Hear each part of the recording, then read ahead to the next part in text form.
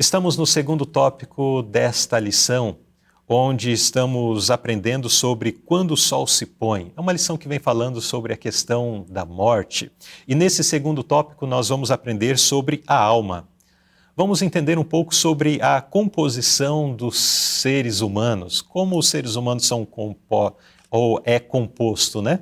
E também vamos entender um pouco sobre a fragilidade da vida, da nossa existência.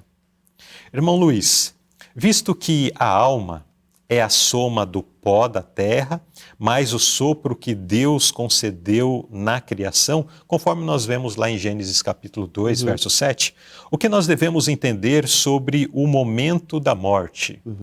Então, lá em Gênesis 2, 7, nós temos a criação da vida, né? Então, de forma bem compassada, nós entendemos como a vida é formada. Mas como nós podemos entender agora o processo da morte? Isso. E nós entendemos, através de como foi feito o homem, através desses dois elementos, né? Que nos comenta a palavra de Deus, que utilizou o pó da terra, os elementos, e com a união do sopro, foi formada uma alma vivente, né? Que é a mesma pessoa, né? Então, nós temos o barro, a matéria. Isso, os elementos. E nós temos o sopro divino. Exatamente. Então, nós temos, aqui foi dito, né? O pó da terra e o sopro divino. Isso. E a junção dessas duas coisas nos torna uma alma vivente. Então, uma pessoa ou ser vivente também. Então, eu sou uma alma vivente. Nós somos uma alma vivente. E todos aqueles que estão nos assistindo. Isso, né? Almas viventes. Na notinha anterior, sim, como consequência do pecado, na última nota, na última parte diz, por isso é que não existe pecado imortal, pecador imortal. Né? Então, por quê? Porque realmente, quando se unem esses dois elementos, é uma alma vivente, uma pessoa. Né? Mas o que acontece quando a pessoa morre? Também, já Eclesiastes também responde ao respeito disso. Né? Aí diz que o povo volte à terra, como era, e o espírito volte a Deus, que o deu. Então, o que acontece com essa alma? A alma deixa de ser, né? Assim, porque é a união desses dois elementos, né? Não existe mais essa pessoa com vida, né? E uma coisa interessante, né? Que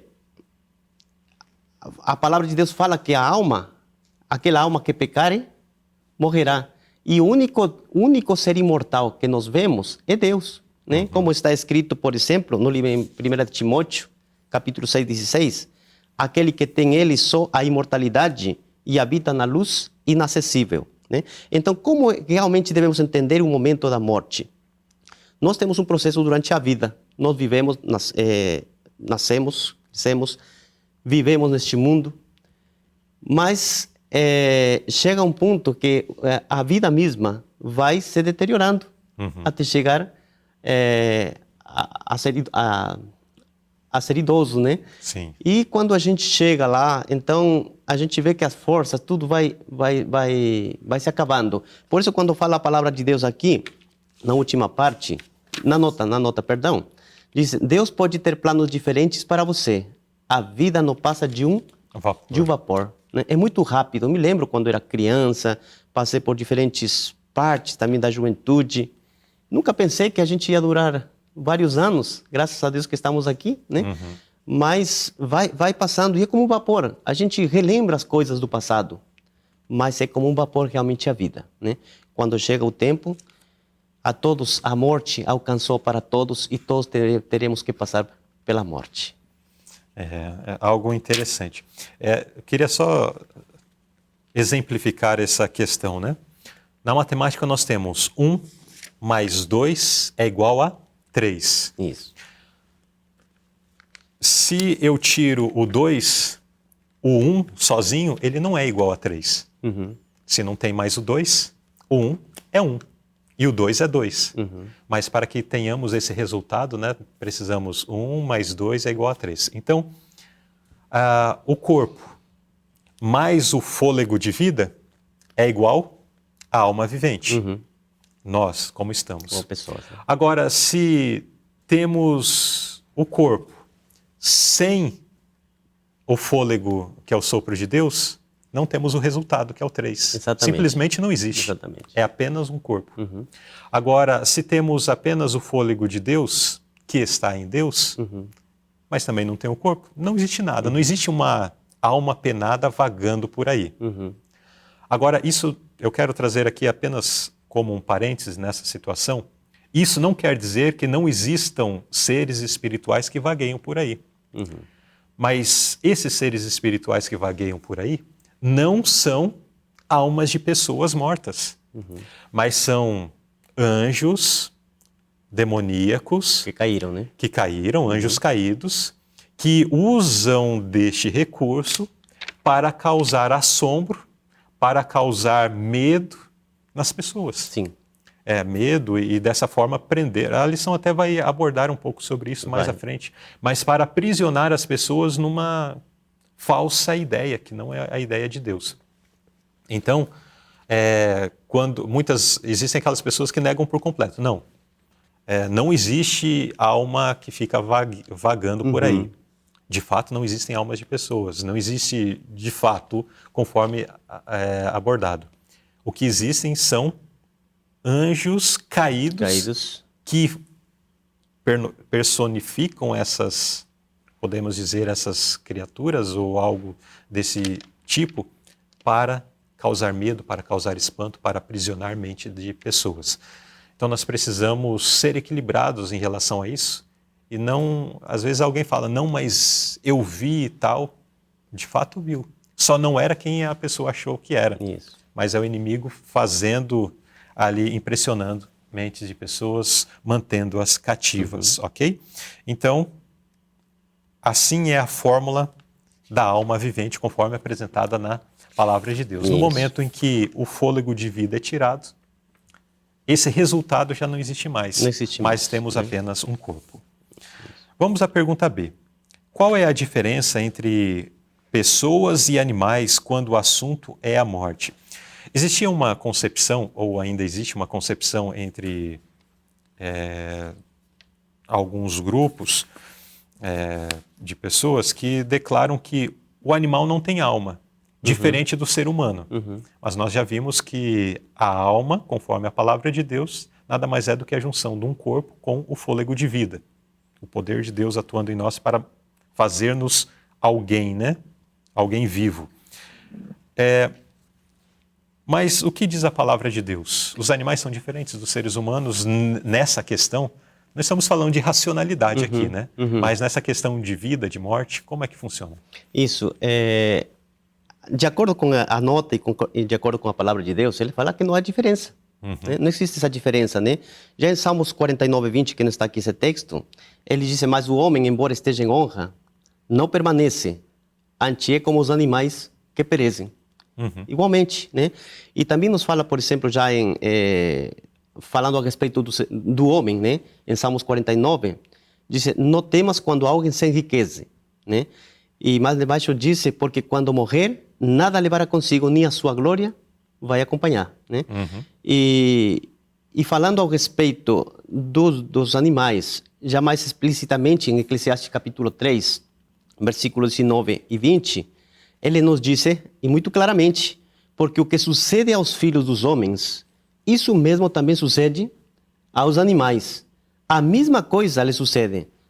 Como morre um, assim morre o outro. Todos têm o mesmo fôlego. Como o irmão estava falando no começo, não existe, todo mundo, todos nós, o ser humano, os animais, a vida que tem aqui, que existe, tanto os animais como nós, todos nós, não existe essa diferença, todos vamos para a morte, né? Todos chegam a um final, né? E uma coisa interessante, talvez falando de racionalidade que o irmão falou, aqui a notinha disse assim uma parte, os animais não podem entender nem reconhecer a soberania de Deus, mas o Senhor lhes concedeu a capacidade de amar e servir ao ser humano, né? Então, tem essa diferença, né? Porém, quando se refere, como disse a pergunta, o assunto é morte, tanto um como o outro, todos chegam ao mesmo lugar. Exato. Então não existe essa distinção de ser humano tem alma e os animais não têm alma. Todos são produtos de um corpo mais o fôlego de vida. Até o verso que o irmão mencionou, né, aqui fez menção de fôlego, todos têm o mesmo fôlego, alguma coisa assim. Tá aqui, é o final do verso 19. Meio do verso 19, Sim. como morre um, Isso. assim morre o outro. Morre o outro. Todos têm o mesmo fôlego. Todos têm o mesmo É o fôlego. poder de Deus. Mesmo as plantas, né? A planta, às vezes nós pensamos que é apenas fruto de uma causa natural. A existência, a vida de uma planta. São só processos naturais, mas nós entendemos que existe o poder de Deus por trás disso. A vida é apenas a concepção da relação, fruto de uma relação, ali entre um macho e uma fêmea, ali de uma espécie. É como sendo algo muito mecânico e natural. No entanto, precisamos entender que se existe vida, ali existe o poder de Deus atuando e o poder de Deus operando. E no momento em que, na planta, no momento em que no animal, no momento em que no ser humano, esse fôlego de vida é retirado, temos apenas um corpo morto. Morto, inerte. Inerte. Muito bem, então neste segundo tópico da nossa lição, nós entendemos um pouco o que é alma, conforme apresentado na palavra de Deus. E ficou muito claro que a alma, ou a Bíblia ainda chama de alma vivente, nada mais é do que a junção de um corpo mais o fôlego de vida dado por Deus. No momento em que não se tem mais o fôlego de vida, não existe mais uma alma vivente, simplesmente se extingue isto e temos apenas um corpo inerte. Assim é com o ser humano, assim é com os animais e assim também, em relação ao fôlego são os animais, mas até mesmo as plantas têm ali o poder de Deus concedendo-lhes a vida. E este é um tema muito importante, eu gostaria inclusive de deixar com vocês, se de repente vocês querem se aprofundar mais sobre este assunto. No nosso canal, Abrindo a Bíblia, nós temos uma série de estudos falando inclusive sobre textos mais complexos sobre esse tema. De repente você tem dúvidas sobre alguma outra questão, procure lá no canal Abrindo a Bíblia. E você tem ali explicação sobre a parábola do rico e do Lázaro, você tem explicação sobre outros pontos, outros versos, né, que talvez trazem podem trazer, né, alguma explicação equivocada, dando margem para a questão de consciência após a morte. Mas nós temos então no canal Abrindo a Bíblia uma série explicando esses assuntos, ok?